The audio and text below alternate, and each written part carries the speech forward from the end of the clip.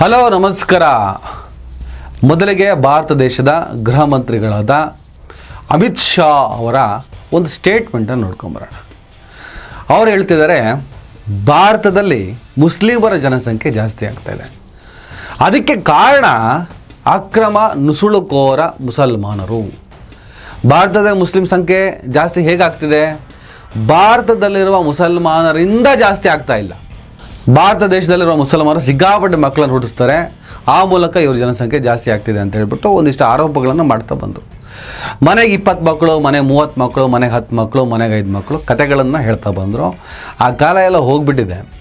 ಮನೆಗೆ 10 ಮಕ್ಕಳು, ಮನೆಗೆ 20 ಮಕ್ಕಳು ಆ ಕಾಲದಲ್ಲಿ ಬರೀ ಮುಸಲ್ಮಾನರ ಮನೇಲಿ ಇರಲಿಲ್ಲ, ಹಿಂದೂಗಳ ಮನೆಯಲ್ಲೂ ಕೂಡ ಆಗಿತ್ತು. ಕಾಲಕ್ಕೆ ತಕ್ಕಂತೆ ಪರಿವರ್ತನೆಗಳಾಗ್ತಾ ಬಂತು. ಯಾಕಂದರೆ ಮಕ್ಕಳನ್ನ ಜವಾಬ್ದಾರಿಯಿಂದ ಬೆಳೆಸಬೇಕಾಗಿದೆ. ಅವರಿಗೆ ಒಳ್ಳೆ ಶಿಕ್ಷಣ, ಒಳ್ಳೆ ಉದ್ಯೋಗ, ಅವರ ಭವಿಷ್ಯವನ್ನು ಭದ್ರಗೊಳಿಸಬೇಕು ಅಂದರೆ ಸಿಕ್ಕಾಪಟ್ಟೆ ಮಕ್ಕಳಿದ್ರೆ ಅದೆಲ್ಲ ಸಾಧ್ಯ ಇಲ್ಲ ಅಂತ ಹೇಳಿಬಿಟ್ಟು ಇವತ್ತು ಎಲ್ಲರೂ ಆಲೋಚನೆ ಮಾಡ್ತಾರೆ. ಆ ಮಟ್ಟಿಗೆ ಪರಿವರ್ತನೆಗಳಾಗಿದ್ದಾವೆ. ಒಂದು ಕಾಲ ಇತ್ತು, ಅವತ್ತು ಹಿಂದೂ ಮುಸ್ಲಿಂ ಅಂತ ಭೇದ ಭಾವ ಇರಲಿಲ್ಲ. ಸಿಕ್ಕಾಪಟ್ಟೆ ಮಕ್ಕಳನ್ನು ಮಾಡ್ಕೊತಾ ಇದ್ರು. ಮನೆಗೆ 12, ಮನೆಗೆ 20 ಮಕ್ಕಳೆಲ್ಲ ಆಗ್ತಾಯಿದ್ವು. ಮುಸಲ್ಮಾನರಿಗೆ 2, 3, 4 ಮದುವೆ ಅವಕಾಶ ಇರೋದ್ರಿಂದ ಕಂಪೇರ್ ಟು ಹಿಂದೂ ರಿಲಿಜಿಯನ್ ಇಲ್ಲಿ ಸ್ವಲ್ಪ ಮಕ್ಕಳ ಸಂಖ್ಯೆ ಜಾಸ್ತಿ ಇದ್ದಿದ್ದನ್ನು ನಾವು ಒಪ್ಕೊಳ್ಳೇಬೇಕಾಗ್ತದೆ.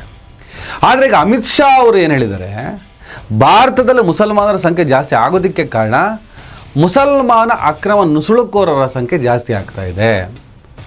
ಈ ಗಡಿ ಭಾಗದಲ್ಲಿ, ಗಡಿ ರಾಜ್ಯದಲ್ಲಿ ಇರುವಂತಹ ರಾಜ್ಯ ಸರ್ಕಾರಗಳು ಅವರನ್ನು ಆರಾಮಾಗಿ ಒಳಬರುವಂತೆ ಮಾಡಿ ಅವರಿಗೆ ವೋಟರ್ ಐ ಡಿ ಇನ್ನಿತರ ದಾಖಲೆಗಳನ್ನು ಒದಗಿಸಿಕೊಟ್ಟು ಭಾಳ ದೊಡ್ಡ ವೋಟ್ ಬ್ಯಾಂಕ್ ಆಗಿ ಮಾಡ್ಕೋತಿದ್ದಾರೆ. ಇದು ರಾಷ್ಟ್ರೀಯ ಭದ್ರತೆಗೆ ಭಾಳ ಅಪಾಯಕಾರಿ ಅಂತ ಹೇಳಿದ್ದಾರೆ. ನೋ ಡೌಟ್ ಅವ್ರು ಹೇಳೋದು ಸರಿ ಇದೆ. ರಾಷ್ಟ್ರೀಯ ಭದ್ರತೆಯ ವಿಚಾರದಲ್ಲಿ ಅವರ ಸ್ಟೇಟ್ಮೆಂಟ್ ಕರೆಕ್ಟಾಗಿದೆ. ಅಕ್ರಮ ನುಸುಳುಕೋರರ ವಿಚಾರದಲ್ಲಿ ಅವರ ಸ್ಟೇಟ್ಮೆಂಟ್ ಕರೆಕ್ಟಾಗಿದೆ. ಅವರ NRC, ಅವರ CAA ಇವೆಲ್ಲದರ ಬಗ್ಗೆ ಹೋರಾಟಗಳನ್ನು ಮಾಡಿಕೊಂಡು ಬಂದವರು ನಾವು. ಅಕ್ರಮ ನುಸುಳುಕೋರರಿಂದ ಭಾರತ ದೇಶಕ್ಕೆ ಮಾತ್ರವಲ್ಲ, ಯಾವುದೇ ದೇಶಕ್ಕೂ ಅಕ್ರಮ ನುಸುಳುಕೋರರು ಅಪಾಯಕಾರಿಗಳು. ಈ ಡಂಕಿಗಳು, ಈ ಇಲ್ಲಿಗಲ್ ಇಮಿಗ್ರೇಷನ್, ಅಮೇರಿಕ ಸೇರಿದ ಹಾಗೆ ಅನೇಕ ರಾಷ್ಟ್ರಗಳು ಇಲ್ಲಿಗಲ್ ಇಮಿಗ್ರೇಷನ್, ಅಕ್ರಮ ನುಸುಳುಕೋರರನ್ನು ಪತ್ತೆ ಹಚ್ಚಿ ಒಂದು ಜೈಲಿಗೆ ಬಿಡ್ತಾ ಇದ್ದಾವೆ, ಇಲ್ಲ ಅವ್ರ ದೇಶಕ್ಕೆ ಒದ್ದು ಓಡಿಸ್ತಿದ್ದಾವೆ. ಹಾಗೆ ನನ್ನ ದೇಶದ ಒಳಗಡೆ ನುಗ್ಗುವ ಅಕ್ರಮ ನುಸುಳುಕೋರರನ್ನು ಪತ್ತೆ ಹಚ್ಚಿ ಅವರನ್ನು ಒದ್ದು ಓಡಿಸುವ ಕೆಲಸ ಆಗದೇ ಇದ್ದರೆ ಈ ದೇಶಕ್ಕೆ ಅಪಾಯ ಕಟ್ಟಿಟ್ಟ ಬುತ್ತಿ, ನೋ ಡೌಟ್. ಆದರೆ ಅಕ್ರಮ ನುಸುಳುಕೋರರು ಬರೀ ಮುಸಲ್ಮಾನರ ಸಂಖ್ಯೆ ಜಾಸ್ತಿ ಮೇ ಬಿ ಇರ್ಬೋದೇನೋ. ಬಾಂಗ್ಲಾದೇಶ ಸೇರಿದಾಗೆ, ರೋಹಿಂಗ್ಯಾ ಮುಸಲ್ಮಾನರು ಸೇರಿದಾಗೆ ಈ ಮಯನ್ಮಾರ್ ಕಡೆಯಿಂದ ಅಕ್ರಮ ನುಸುಳುಕೋರರು ಹೆಚ್ಚಾಗಿ ಈ ದೇಶದೊಳಗೆ ಬರ್ತಾ ಇರ್ಬೋದು. ಅದೇ ರೀತಿ ಶ್ರೀಲಂಕಾ, ಪಾಕಿಸ್ತಾನ, ಅಫ್ಘಾನಿಸ್ತಾನದಿಂದಲೂ ಅಕ್ರಮವಾಗಿ ನನ್ನ ದೇಶಕ್ಕೆ ನುಸುಳುಕೋರರು ಬರ್ತಾ ಇದ್ದಾರೆ. 2016 ಹೊತ್ತಿಗೆ ಸುಮಾರು 2 ಕೋಟಿ ಜನ ಅಕ್ರಮ ನುಸುಳುಕೋರರು ನಮ್ಮ ದೇಶದಲ್ಲಿದ್ದಾರೆ. ಇವತ್ತಿಗೆ ಅಂದರೆ 2024-25 ಹೊತ್ತಿಗೆ ಅದು 3-4 ಕೋಟಿಯನ್ನು ಮೀರಿರಬಹುದು. ಆ ಪೈಕಿ ಲಕ್ಷಾಂತರ ಜನ ರೋಹಿಂಗ್ಯಗಳು ಇದ್ದಾರೆ. ಬಾಂಗ್ಲಾದೇಶದ ಕಡೆಯಿಂದ ಸಿಕ್ಕಾಪಟ್ಟೆ ಜನ ಈ ಕಡೆ ಬರ್ತಾ ಇದ್ದಾರೆ. ಬಿಹಾರದ ಸೀಮಾಂಚಲ ಪ್ರದೇಶ ಅಂದರೆ ನಿಮ್ಮ ಕಿಶಾನ್ಗಂಜ್, ಕಟಿಹಾರ್ ಇತ್ಯಾದಿ ಪ್ರದೇಶ, ಈ ಭಾಗದಲ್ಲಿ ಬಾಂಗ್ಲಾದೇಶದ ಅಕ್ರಮ ವಲಸಿಗರ ಸಂಖ್ಯೆ ಜಾಸ್ತಿ ಇದೆ. ಅಸ್ಸಾಂನಲ್ಲಿ NRC ಅಂದರೆ ನಾಗರಿಕರ ರಾಷ್ಟ್ರೀಯ ಪಟ್ಟಿ ಮೂಲಕ 19 ಲಕ್ಷ ಅಕ್ರಮವಾಸಿಗಳನ್ನು ಗುರುತು ಮಾಡಲಾಗಿದ್ದು ನಿಮ್ಗೆ ಗೊತ್ತಿದೆ, ಇದು ಹಳೆ ವಿಚಾರ. ಇದು ಗುಜರಾತ್, ಮಹಾರಾಷ್ಟ್ರ, ಡೆಲ್ಲಿ, ಪಶ್ಚಿಮ ಬಂಗಾಳ, ಬಿಹಾರ, ಅಸ್ಸಾಂ ಆರಂಭದಲ್ಲಿ ಹೇಳಿದೆ. ಇಲ್ಲೆಲ್ಲ ಅಕ್ರಮ ವಲಸಿಗರು ಸಿಕ್ಕಾಪಟ್ಟೆ ಜನ ಬಂದು ಅಕ್ರಮವಾಗಿ ನಿಲ್ಲಿಸಿದ್ದಾರೆ. ಅಮಿತ್ ಶಾ ಅವರು ಹೇಳಿದಾಗೆ ಮುಸಲ್ಮಾನ ಅಕ್ರಮ ವಲಸಿಗರ ಸಂಖ್ಯೆ ಜಾಸ್ತಿ ಇದೆ, ನೋ ಡೌಟ್.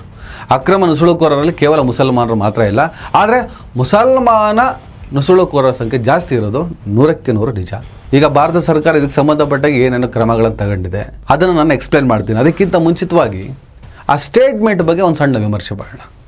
ಅಮಿತ್ ಶಾ ಅವರೇ, ಈಗ ನಿಮ್ಮ ಸರ್ಕಾರ ಅಧಿಕಾರಕ್ಕೆ ಬಂದು, ನಿಮ್ಮ ಸರ್ಕಾರ ಸತತವಾಗಿ 3ನೇ ಬಾರಿ ಅಧಿಕಾರದಲ್ಲಿದೆ, 12 ವರ್ಷ ಆಗೋಯಿತು. ಇವತ್ತು ಅಕ್ರಮ ನುಸುಳುಕೋರರಿಂದ ರಾಷ್ಟ್ರೀಯ ಭದ್ರತೆಗೆ ಅಪಾಯ ಇದೆ. ಸಿಕ್ಕಾಪಟ್ಟೆ ಜನ ಅಕ್ರಮವಾಗಿ ಈ ದೇಶದೊಳಗಡೆ ನುಸುಳ್ತಿದ್ದಾರೆ. ಅದರಲ್ಲಿ ಮುಸಲ್ಮಾನರ ಸಂಖ್ಯೆ ಜಾಸ್ತಿ ಇದೆ. ಆ ಕಾರಣದಿಂದ ಮುಸಲ್ಮಾನರ ಸಂಖ್ಯೆ ಈ ದೇಶದಲ್ಲಿ ಜಾಸ್ತಿ ಆಗ್ತಿದೆ ಅಂತ ಹೇಳ್ತೀರಿ. ಸರ್ಕಾರ ಯಾರ್ದು? 3ನೇ ಬಾರಿ ಅಧಿಕಾರದಲ್ಲಿದ್ದೀರಾ. ಹೋಮ್ ಮಿನಿಸ್ಟರ್ ಯಾರು? ತಾವೇ. ಮೋದಿಯವ್ರನ್ನ ಏನಂತ ನೀವು ಕರಿತೀರಿ? ಅಂದರೆ ನಿಮ್ಮನ್ನು ನೀವು ಕರ್ಕತ್ತೀರಿ ಚೌಕಿದಾರ, ಕಾವಲುಗಾರ, ಈ ದೇಶದ ಕಾವಲುಗಾರ. ಗಡಿ ದಾಟಿ ಇಲ್ಲೊಂದು ಪುಲ್ವಾಮಾ ದುರಂತ ಆಗುತ್ತೆ, ಗಡಿ ದಾಟಿ ಬಂದು ಇಲ್ಲೊಂದು ಪಹಲ್ಗಾಮ್ ಆಗ್ತದೆ. ಇದಕ್ಕೆ ಸಂಬಂಧಪಟ್ಟಾಗ ಅನೇಕ ವಿಮರ್ಶೆಗಳನ್ನು ನಾವು ಮಾಡಿದ್ದೀವಿ ಆಲ್ರೆಡಿ. ನೀವು ಗಡಿ ಭಾಗದಲ್ಲಿ ಲೇಸರ್ ಬಾರ್ಡರ್ ಇಟ್ಟಿದ್ದೀವಿ, ಸಿಕ್ಕಾಪಟ್ಟೆ ಹದ್ದಿನ ಕಣ್ಣು ಇಟ್ಟಿದ್ದೀವಿ, ಈ ದೇಶದ ಕಾವಲುಗಾರ ನಾನು, ಏನೆಲ್ಲ ಡೈಲಾಗ್ಗಳನ್ನು ಹೇಳ್ತಾ ಬಂದ್ರಿ. 12 ವರ್ಷ ನೀವು ಈ ದೇಶವನ್ನು ಆಳ್ತಾ ಇದ್ದೀರಾ. ಅಕ್ರಮ ನುಸುಳುಕೋರರು ಹೇಗೆ ಬರ್ತಾರೆ? ಹಾರ್ಕೊಂಡು ಬರ್ತಾರ? ಬೇರೆ ಸ್ವರೂಪದಲ್ಲಿ ಬಂದ್ಬಿಟ್ಟು ಇಲ್ಲಿ ಮನುಷ್ಯನ ರೂಪವನ್ನು ತಾಳ್ತಾರ? ಇಲ್ಲ ತಾನೇ. ಗಡಿ ಭಾಗವನ್ನು ಗಟ್ಟಿಯಾಗಿ ಇಡಬೇಕಾದವ್ರು ಯಾರು? ಗಡಿ ಭಾಗದಲ್ಲಿ ಹದ್ದಿನ ಕಣ್ಣು ಇಡಬೇಕಾದವ್ರು ಯಾರು? ರಾಜ್ಯ ಸರ್ಕಾರಗಳು ಅಡ್ಜಸ್ಟ್ಮೆಂಟಿಂದ ಇವೆಲ್ಲ ಮಾಡ್ತಾ ಇದ್ದಾವೆ. ಪಶ್ಚಿಮ ಬಂಗಾಳ, ಬಿಹಾರ, ಅಸ್ಸಾಂ ಸೇರಿದಾಗೆ ಅನೇಕ ರಾಜ್ಯಗಳ ಮೂಲಕ ಅವರು ಅಕ್ರಮವಾಗಿ ಬರ್ತಾ ಇದ್ದಾರೆ. ಈಗ ಪಶ್ಚಿಮ ಬಂಗಾಳದಲ್ಲಿ ದೀದಿ ಮಮತಾ ಬ್ಯಾನರ್ಜಿ ಅಧಿಕಾರದಲ್ಲಿದ್ದಾರೆ. ಅಸ್ಸಾಂನಲ್ಲಿ ನೀವೇ ತಾನೇ ಇರೋದು. ಬಿಹಾರ ಹೆಚ್ಚು ಕಮ್ಮಿ ನಿಮ್ಮದೇ ಅಲ್ವಾ, ನಿಮ್ಮ ಅಲಯನ್ಸ್ ಗೌರ್ಮೆಂಟ್ಗಳಿರೋದಲ್ವಾ. ಹೇಗೆ ಬರ್ತಾರೆ? ಹೇಗೆ ಬಂದು ಸೇರ್ಕೊತಾರೆ? ನೀವು ಅಧಿಕಾರದಲ್ಲಿರುವ ರಾಜ್ಯಗಳಲ್ಲೂ ಕೂಡ ಅಕ್ರಮ ವಲಸಿಗರು ಇದ್ದಾರೆ ಅನ್ನುವಂಥ ರಿಪೋರ್ಟ್ ಕಾರ್ಡ್ ಬರುತ್ತೆ. ಹೇಗೆ ಬಿಡ್ಕೊಂಡಿದ್ದೀರಿ? ಇಡೀ ದೇಶದ ಸಂರಕ್ಷಣೆ, ಇಡೀ ದೇಶದ ಮೇಲೆ ಹದ್ದಿನ ಕಣ್ಣು ಇಡಬೇಕಾದವ್ರು ಯಾರು? ನೀವೇ. ಅಕ್ರಮ ಮುಸ್ಲಿಮರು ಬರ್ತಾರ, ಅಕ್ರಮ ಕ್ರೈಸ್ತರು ಬರ್ತಾರ, ಅಕ್ರಮ ಹಿಂದೂಗಳು ಬರ್ತಾರೆ, ಯಾವುದೇ ಅಕ್ರಮ ಬರಲಿ, NRC ವಿಚಾರದಲ್ಲಿ ಸರಿಯಾದ ಕಾನ್ಸೆಪ್ಟೇ ಇತ್ತದು. ಅದು ಸರಿಯಾದ ಪ್ರಮಾಣದಲ್ಲಿ ಇಂಪ್ಲಿಮೆಂಟ್ ಮಾಡಬೇಕಾಗಿತ್ತು. NRC ಬರಲಿ, ನೋ ಪ್ರಾಬ್ಲಮ್. ಆದರೆ ಅಲ್ಲೂ ನೀವು ಹಿಂದೂ ಮುಸ್ಲಿಂ ಮಾಡೋಕ್ಕೆ ಹೋದ್ರಿ. ಅಲ್ಲೂ ಕೂಡ ತಾರತಮ್ಯದ ಧೋರಣೆ. ನಿಮ್ಮ ಪಾಲಿಟಿಕ್ಸ್ ಅಜೆಂಡಾ ಏನಿದೆ ಅದನ್ನೇ NRC ಇಂಪ್ಲಿಮೆಂಟ್ ಮಾಡೋಕ್ಕೆ ಹೋದ್ರಿ. ಅದನ್ನೇ ಮುಂದಿಟ್ಟು ನೀವು ರಾಜಕಾರಣವನ್ನು ಮಾಡೋಕ್ಕೆ ಹೋದರೆ ಆ ಮೂಲಕ ಲಾಭ ಮಾಡ್ಕೊಳ್ಳೋದಕ್ಕೆ ಹೊರಟ್ರಿ. ಹಾಗೆ ಹೋಗಬಾರ್ದು. ದೇಶದ ಭದ್ರತೆ ಅಂತ ಬಂದರೆ ಅದು ಯಾವುದೇ ಧರ್ಮಕ್ಕೆ ಸೇರಿರಲಿ, ಅವನು ಯಾವುದೇ ಧರ್ಮದ ಅಕ್ರಮ ನುಸುಳುಕೋರ ಇರಲಿ, ಅಂಥವ್ರನ್ನ ಪತ್ತೆ ಹಚ್ಚಿ ಒದ್ದೋಡಿಸುವ ಕೆಲಸವನ್ನು ಮಾಡಬೇಕು. ಡೊನಾಲ್ಡ್ ಟ್ರಂಪ್ ಇಲಿಗಲ್ ಇಮಿಗ್ರೇಷನ್ ಬಗ್ಗೆ ಸೀರಿಯಸ್ ಆದ ಕ್ರಮ ತಗೊಂಡ್ರು. ಅಲ್ಲೇನಾದರೂ ಜಾತಿ, ಧರ್ಮ ಅದರ ಆಧಾರದಲ್ಲಿ ನಾನು ಕ್ರಮವನ್ನು ತೆಗೆದುಕೊಳ್ತೀನಿ ಅಂತ ಏನಾದರೂ ಹೇಳಿದ್ರ? ಇಲ್ಲ ತಾನೇ. ಯಾವುದೇ ಒಂದು ಕಾನೂನನ್ನು ತರಬೇಕಂದ್ರೆ ಇಲ್ಲಿ ಧರ್ಮಗಳ ಲೆಕ್ಕಾಚಾರ ಹಾಕೊಂಡು ಕೂರಬಾರ್ದು. ಆತ ಯಾವುದೇ ದೇಶಕ್ಕೆ ಸಂಬಂಧಪಟ್ಟಿರಲಿ, ಆ ಅಕ್ರಮ ನುಸುಳುಕೋರ ಆತನನ್ನು ಪತ್ತೆ ಹಚ್ಚಿ ಆತನನ್ನು ವಾಪಸ್ಸು ಆತನ ಊರಿಗೆ, ಆತನ ಜಾಗಕ್ಕೆ ಕಳಿಸುವ ಕೆಲಸವನ್ನು ಮಾಡಲೇಬೇಕಾಗಿದೆ. ಯಾಕಂದರೆ ರಾಷ್ಟ್ರೀಯ ಭದ್ರತೆ ಮಾತ್ರ ಅಲ್ಲ, ಸಾಮಾಜಿಕ ಸಮಸ್ಯೆ ಕೂಡ ಹೌದು, ಆರ್ಥಿಕ ಸಮಸ್ಯೆ ಕೂಡ ಹೌದು, ಔದ್ಯೋಗಿಕ ವಿಚಾರ ಕೂಡ ಹೌದು. ಕೇವಲ ಅಕ್ರಮ ನುಸುಳುಕೋರ ಬಂದು ಇಲ್ಲಿ ಬಾಂಬ್ ಇಡ್ತಾನೆ, ಇಲ್ಲೇನೋ ಕ್ರೈಮ್ ಮಾಡ್ತಾನೆ, ಇಷ್ಟು ಮಾತ್ರಕ್ಕೆ ಸೀಮಿತ ಮಾಡಬಾರ್ದು. ಅಕ್ರಮ ನುಸುಳುಕೋರರಿಂದ ಈ ದೇಶಕ್ಕೆ ಯಾವ ರೀತಿಯಲ್ಲಿ ಅಪಾಯ ಆಗುತ್ತೆ ಅನ್ನೋದನ್ನು, ಎಲ್ಲ ರೀತಿಯಿಂದನೂ ಅಕ್ರಮ ನುಸುಳುಕೋರರಿಂದ ಈ ದೇಶದ ವಾಸಿಗಳಿಗೆ, ಮೂಲ ನಿವಾಸಿಗಳಿಗೆ ಭಾಳ ಕೆಟ್ಟ ರೀತಿಯ ಪರಿಣಾಮ ಉಂಟಾಗುತ್ತೆ. ಆರ್ಥಿಕವಾಗಿ, ಸಾಮಾಜಿಕವಾಗಿ, ಔದ್ಯೋಗಿಕವಾಗಿ ಆತಂಕದಿಂದ ಬದುಕುವಂಥ ಸ್ಥಿತಿ. ಇದನ್ನೆಲ್ಲ ತಡಿಬೇಕಾದಂಥ ನೀವುಗಳೇ ಅಕ್ರಮ ನುಸುಳುಕೋರರಿಂದ, ಅದು ಅಕ್ರಮ ಮುಸ್ಲಿಂ ನುಸುಳುಕೋರರಿಂದ ಈ ದೇಶದಲ್ಲಿ ಮುಸಲ್ಮಾನರ ಜನಸಂಖ್ಯೆ ಜಾಸ್ತಿ ಆಗ್ತಿದೆ ಅಂಥೇಳಿ ಇಲ್ಲಿ ಒಂದು ಧರ್ಮವನ್ನು ಟಾರ್ಗೆಟ್ ಮಾಡಿನೇ ಮಾತಾಡ್ತಾ ಇದ್ದೀರ. ಅಕ್ರಮ ನುಸುಳುಕೋರರನ್ನು ಪತ್ತೆ ಹಚ್ಚಿ ಹೊರಗೆ ಹಾಕಬೇಕಾದವ್ರು ನೀವು. ಅಕ್ರಮ ನುಸುಳುಕೋರರನ್ನು ಪತ್ತೆ ಹಚ್ಚೋದು, ಹೊರಗೆ ಹಾಕೋದು ಅದೊಂದು ಥರದ ಜವಾಬ್ದಾರಿ. ಆದರೆ ವ್ಯಾಪಕವಾಗಿ ಅವ್ಯಾಹತವಾಗಿ ಅವ್ರು ಬರ್ತಾ ಇದ್ದಾರೆ ಅಂದರೆ ಅದನ್ನು ತಡೆಯೋದಕ್ಕೆ ಆಗ್ತಿಲ್ಲ ಅಂದಮೇಲೆ ನಿಮ್ಮದು ಅತ್ಯಂತ ದುರ್ಬಲ ಸರ್ಕಾರ ಅಲ್ವಾ, ನಿಮ್ಮ ಕೈಲಿ ಮಾಡೋಕ್ಕಾಗ್ತಿಲ್ಲ ಅಂತ ಅಲ್ವಾ? ಹಾಗಾದರೆ ಅಧಿಕಾರವನ್ನು ತ್ಯಜಿಸಿ ಹೊರಟೋಗ್ಬಿಡಿ. ನಮ್ಮ ಕೈಲಿ ಆಗಲ್ಲ, ಅಕ್ರಮ ನುಸುಳುಕೋರನ್ನು ತಡೆಯೋಕ್ಕೆ ನಮ್ಮ ಕೈಲಿ ಸಾಧ್ಯ ಆಗ್ತಿಲ್ಲ, ಅವರಿಂದ ರಾಷ್ಟ್ರೀಯ ಭದ್ರತೆಗೆ ಧಕ್ಕೆ ಆಗ್ತಿದೆ, ಅದು ಗೊತ್ತಿದೆ ನಮಗೆ. ಆದರೂ ಕೂಡ ಅವರನ್ನು ತಡೆಯೋದಕ್ಕೆ ಸಾಧ್ಯ ಆಗ್ತಿಲ್ಲ, ಪತ್ತೆ ಹಚ್ಚೋದಕ್ಕೆ ಸಾಧ್ಯ ಆಗ್ತಾ ಇಲ್ಲ. ಹಾಗಾಗಿ ನಾವು ಅಧಿಕಾರ ನಡೆಸುವ ವಿಚಾರದಲ್ಲಿ ಅಟ್ಟರ್ ಫ್ಲಾಪ್ ಆಗಿದ್ದೇವೆ, ಹಾಗಾಗಿ ಅಧಿಕಾರವನ್ನು ತ್ಯಜಿಸ್ತೇವೆ ಅಂತ ಹೇಳಿಬಿಡಿ ಅಲ್ಲ. ಬೇರೆ ಯಾರಾದರೂ ಬಂದುಬಿಟ್ಟು ಇದನ್ನೆಲ್ಲ ತಡೀಲಿ. ಇಷ್ಟೆಲ್ಲ ಹೇಳಿದ ಮೇಲೂ ಕೂಡ ಒಂದು ಪ್ರಯತ್ನಕ್ಕೆ ಸರ್ಕಾರ ಮುಂದಾಗ್ತಿದೆ.